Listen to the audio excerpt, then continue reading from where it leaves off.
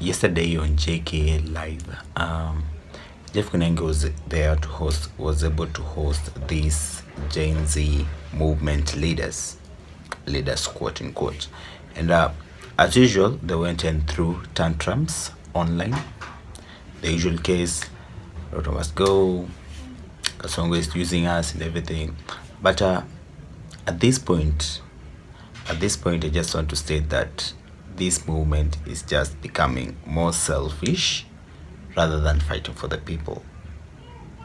Because yesterday in that interview, many things were said, but 3 points that will show you that this movement is selfish and unconsiderate of everything that's happening. You look at very three crucial points, and I'll explain why. The first point was on Raila Odinga betraying the Gen Z movement. The second point was on Caswell. Yeah, Caswell joining a political party was a mistake. And thirdly was the issue of the Mukuru thing and being linked to the government. Now, I'll first of all start with the third one, the Mukuru thing, the Mukuru bodies being found dumped. I don't know whether you remember that story, but the Mukuru thing matches it's almost the exact case of the guy who was arrested yesterday in Huruma.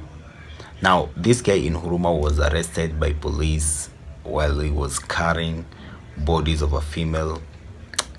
He had just cut the lady into pieces. Now, the guy is not working in any security agencies. He is not a police. He was arrested by the police, yet it matches the case of the Mukuru thing, where bodies were found in pieces. Bodies of young ladies were found in pieces, in sacks. At this point, we are facing a societal problem. It's a crisis. It's something. There's something wrong with our society, and we are fighting the very people who, I know they sleep on their jobs, but they are the few hope that we have at looking into this problem. There was this case about the guy from Isili who butchered the 3 women. Now there was the Mukuru thing. The guy was arrested, but he escaped. And now yesterday, another person was caught. And different stories. We also have many stories about ladies being dumped and cut into pieces. Now, it will be selfish for us to claim that the government is entirely to blame for the Mukuru thing, because at some point it's a moral thing. It's something that depends on the person. Now, like yesterday's case, I didn't say Ruto anyway. It was a one man who decided to kill a young lady. It was this one man who decided to kill a young lady. Yet nobody has clapped for our police agencies for getting wind of this case. We're always fighting them. We're always pointing fingers. What about this one case? Yeah, where they did something right. You never said good job. That's where we are going wrong. I'm talking about fighting everybody. I don't know why the Gen Z feels so much betrayed by Raila Odinga. Now, the very things that they are fighting today are the same things that Raila Odinga fought for. Even the most recent demonstrations were about these things that they are fighting for, coming from the restructure of the IBC, talking about the cost of living, talking about the rot in the judiciary. All these, Raila Odinga was very vocal in it. Even this lady, I don't know where she was when the protests were going on. Where was she? Nobody said that. Raila Odinga didn't come and say, you know what, Kenyans, you have betrayed me. You didn't turn out in certain numbers that I expected. No, he did the protest like he didn't depend on anyone. Now I don't know why this movement has to feel so betrayed by Raila Odinga. He has fought his part. He has done everything possible that is there to do. Right now the guy is old. I don't know what else you expect him to do. It was just recently when in court on live screens there was evidence about our elections being tampered by foreign forces, the Jose Camago thing, and the court went ahead and dismissed the case. Now, these are the things that Raila Odinga was vocal about, but where were you when he was saying there is a problem with our systems? Now you're all out here saying Raila's betrayed. Betrayed who? Betrayed who? Yeah, and again on the betrayal thing. Again, this lady said that Casmel will regret joining a political party. I don't see it. In fact, at this point, previously I was so like these fellas, but if you come to look at it closely, I think Robert Alai did a very good job at removing Casmel from all the noise and bringing him to somewhere he can actually bring the change. Casmel is in a position where he can be elected. Casmel is in a position where he can be nominated by a party.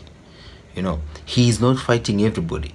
And once you get there, you can bring the change. Once you are nominated, say as an MP, you can bring the change that you want. You can distribute the bursaries like you want. You can go to parliament and vote against or for certain bills. Not every time just making noise on the streets. And I always say this here. If Babu will be saying Tiaba, Tialala and Tibim on the streets, and if he had no power, that will make no difference. The only thing that makes the difference is that he's able to go to parliament, he's able to present a motion, he's able to distribute bursaries. These things can only be done when you are close to power. You don't have to fight everything away from power. That's why you can see the likes of Boniface Mwangi. For years they've tried to go to get into office. Like previously he tried as an MP and he failed because he's fighting everybody. You can't fight everybody and win. At some point you have to, it's not really compromise, but you just need to understand the political landscape of this country. That's why you can see there's a very good chance of the president doing another second term despite all these noises, because he knows the political landscape. He knows that despite all these noises, he needs the numbers, not noise, not fighting all the time. I think it's time the Gen Z movement just please wake up. Honestly, wake up. You need to realize that everything is not about your tantrums. Everything does not revolve around Ruto must go. There are problems that they are way beyond that guy. Say, for example, our economic problems. We have to go to work to pay those who we owe. That's not you say you can't have a working healthcare system without money. You need the money to fund that healthcare system. That's why you have to go to work. You have to pay your taxes. You have to do everything because that's how it is. You can't just live in a house without paying for the rent or anything. For those of us who pay rent, of course, and those who own homes, I don't know the case, but yeah. So when the owner of the house or the landlord comes and asks for their money, you won't go and say that it's just the same scenario with Kenya. Kenya owes people money, and they have to meet their financial obligations. That's obvious.